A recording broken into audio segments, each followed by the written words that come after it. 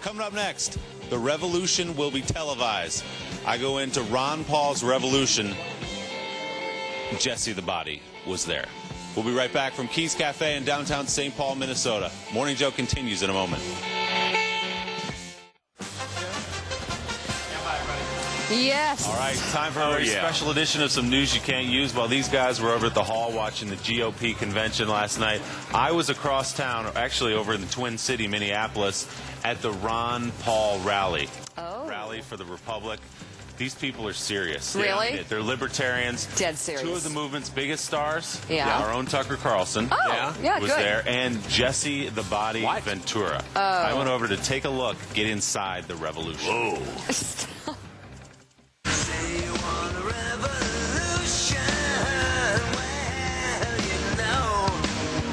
How far did you travel to see Ron Paul tonight? About 1,200 miles. 1,500 miles. Boston, Massachusetts. We came from St. Louis, Missouri. How long did that take you? About 9 hours. What did it take us, about 6.5 hours to drive here? About a 5-hour drive from Thunder Bay, Ontario. 12 hours. 12-hour drive? Mm-hmm. And that's worth it to see Ron Paul? Absolutely. Tell me about the crowd at a Ron Paul rally. There are a lot of really sincere people who come to the Ron Paul events. I mean, nobody coming to the Ron Paul event expects to be made ambassador to Belgium because of campaign contributions to Ron Paul. He's not even running for president, really. Everything is just so messed up that a Ron Paul is really the only potential I see. Because he's the only person who is actually standing up for the Constitution. We may not get one Ron Paul to be president, but we may inspire 100 little Ron Pauls. My sons, Johnny, he's 5, Omari, he's 4, and I got my wife, Natasha. And are they little Ron Paul revolutionaries? Oh, yeah. Why do you think some people in the mainstream see the Ron Paul revolution as sort of a fringe movement? Because they're told that by the media. Because their thoughts in this country are controlled by mainstream media. I'll tell you this, you get me ballot access in all 50 states and put me in the debates and I'll beat anybody the Dems or Repubs can put there. It's just like pro wrestling. In front of the public, we hate each other, we're going to rip our heads off, but in the locker room, we're all friends. Are you suggesting professional wrestling is fake? I'm suggesting politics is fake.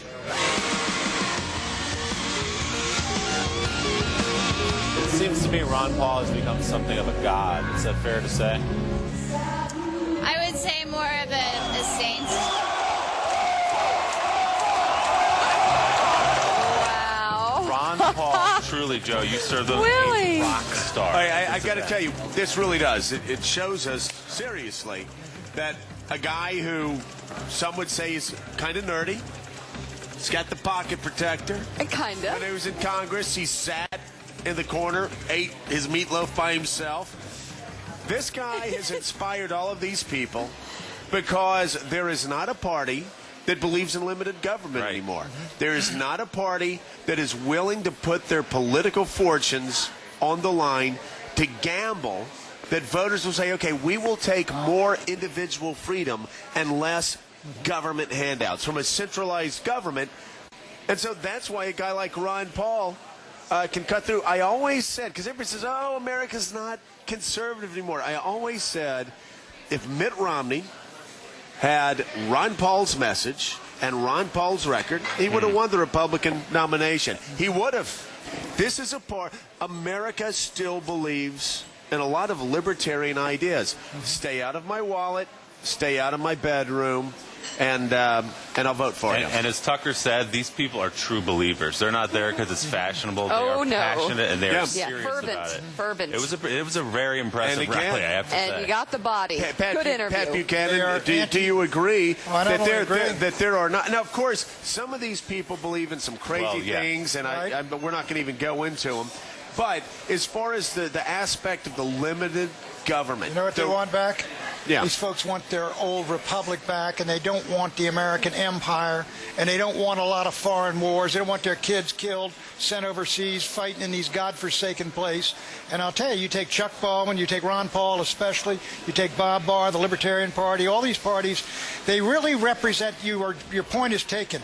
They are there for the ideas and the beliefs and the convictions, because none of these guys is a charismatic speaker who's going to burn the paint off the walls. Right. But the Republicans are losing their ideas. Chuck Baldwin, I've actually seen Chuck Baldwin cause paint to melt when he talks. Not just to dry. Chuck actually, he's a Pensacola guy. Yeah, they're good guys. He was one of the first guys to support me in '94. And these true believer. These people love Pat Buchanan. I saw more Buchanan But Brigade. we have that shirts. in common. Well, they invited me to speak over there, but I said maybe I better call Phil about this with Joe.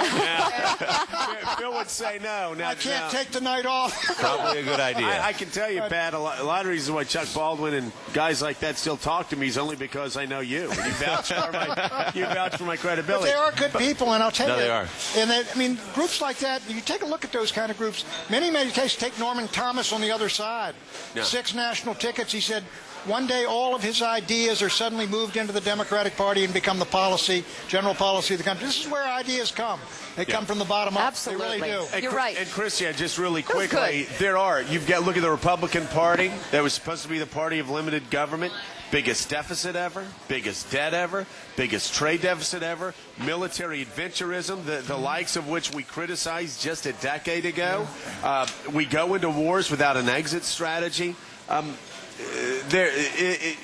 There's really no doubt as to why a guy like Ron Paul, as uninspiring as he may seem on the surface, has inspired an entire revolution. I think George Bush has really sort of shattered the notion of Republicans as always being good financial stewards, and it's going to be really, really hard for this ticket to build that back up again. But I think Pat makes a really interesting point, which is foreign policy, arguably the hottest, most difficult issue facing America today. And actually, there's not that much disagreement right now between the Republicans and the Democrats on and even what America should be doing. Yeah. Both Obama and McCain are speaking for a stepped-up, more powerful American presence in the world. And actually, both of them are speaking for a more multilateralist America. Other than Supreme Court choices, there's just not a big difference between what Barack Obama will do over the next 4 years and John McCain. Tax would be a big difference. They'll meet in the middle on taxes. I mean, the idea of raising taxes is dead. When Barack Obama comes in, he's going to have to tell his followers, we're not going to tax corporations. We're going to look at France. We are in a competitive new world. We can't afford to drive any more corporations off. I just don't think there's going to be a big difference between either of these two candidates. That's why you see all these people in the street screaming, good against evil, left against right, black against white. It's garbage. A lot of it is, you're right, a lot of it is artificial garbage. warfare. It is exactly. artificial warfare. And they get back to D.C. and they're going out to dinner. Flags. They're going out to dinner together, and how do we cut this thing up? I disagree with that. I think on the economic policy, there'll be some meaningful differences. But they're both free traders, aren't they? They're both free traders. I think they are both free traders, which I would personally say thank God for so that. So are the libertarians, incidentally, but they would eliminate all borders and all treaties, just have it wide open. So, Christian, what did you say? What are they different on? I think on tax policy, you would see significant differences. I think you would see some tax increases under Barack Obama. I think you would also see with a Barack Obama administration a more interventionist government in the capital markets. I think that they would be thinking a lot more about what do we have to do, on pretty sort of techie things, but, what do we have to do to regulate the trade in derivatives? What do we have to do to regulate speculation in oil futures? Okay, that ain't why people are marching in the streets, though. No, regulate gold standard, It's a different intellectual attitude. Right, you make a very good point, but at the same time, on these huge issues that cause people to scream and yell at each other and families to fight over Thanksgiving dinners, save the fight, eat the turkey. These Republicans and these Democrats don't really have a great difference when it comes to war and peace. They're going to do about the same thing in Iraq. They're going to do about the same thing in Pakistan. They're going to do about the same thing in Iran.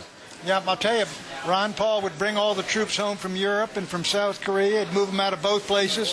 He'd say, we're going to defend our country, and some of these big, fat, sassy Europeans maybe should start defending themselves. Oh, I love you, It's Pat. not Hold on. Big, fat, sassy European. You give us a What hard time. about slim, polite Europeans? Are slim, polite Europeans? You can defend yourselves, too. You're all rich. Hey, Pat, you're working again.